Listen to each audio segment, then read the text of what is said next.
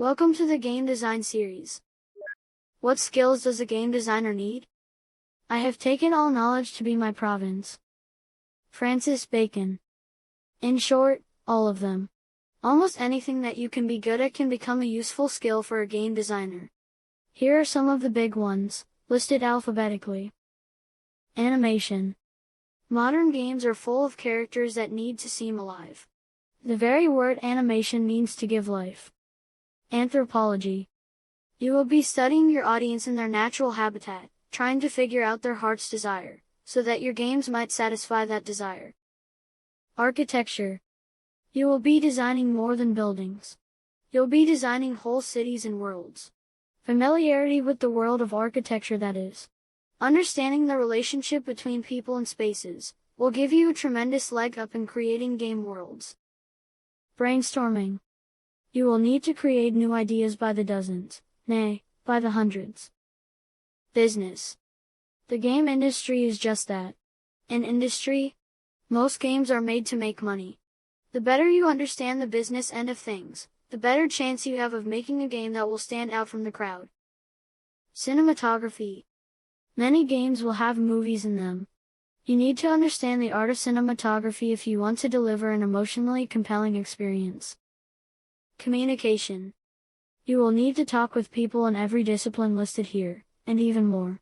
You will need to resolve disputes, solve problems of miscommunication, and learn the truth about how your teammates, your client, and your audience really feel about your game.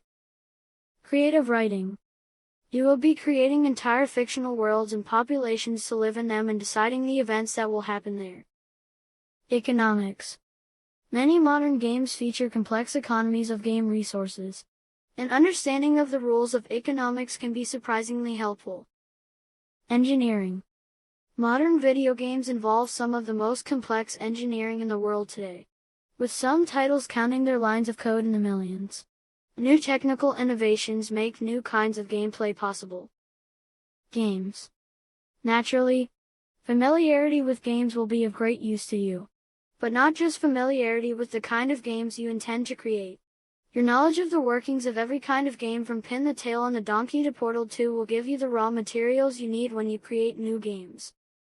History. Many games are placed in historical settings. Even the ones placed in fantasy settings can draw incredible inspiration from history. Management. Anytime a team works together toward a goal, there must be some management. Mathematics. Games are full of mathematics, probability, risk analysis, and complex scoring systems. Not to mention the mathematics that stands behind computer graphics and computer science in general. A skilled designer must not be afraid to delve into math from time to time. Psychology. Your goal is to make a human being happy. You must understand the workings of the human mind, or you are designing in the dark. Public speaking. You will frequently need to present your ideas to a group.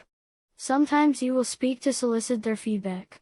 Sometimes you will speak to persuade them of the genius of your new idea. Whatever the reason, you must be confident, clear, natural, and interesting, or people will be suspicious that you don't know what you are doing. Sound design. Sound is what truly convinces the mind that it is in a place. In other words, hearing is believing. Technical writing. You need to create documents that clearly describe your complex designs without leaving any holes or gaps. Visual arts. Your games will be full of graphic elements. You must be fluent in the language of graphic design and know how to use it to create the feeling you want your game to have. And of course, there are many more. Daunting, isn't it? How could anyone possibly master all of these things? The truth is that no one can. But the more of these things you are comfortable working with, the better off you will be. For growth only happens when we exceed our limits. This is another reason that game designers must be confident and fearless. But there is one skill that is the key to all the others. We will talk about it in the coming video. Stay tuned for that. And with that, thanks for watching. Bye.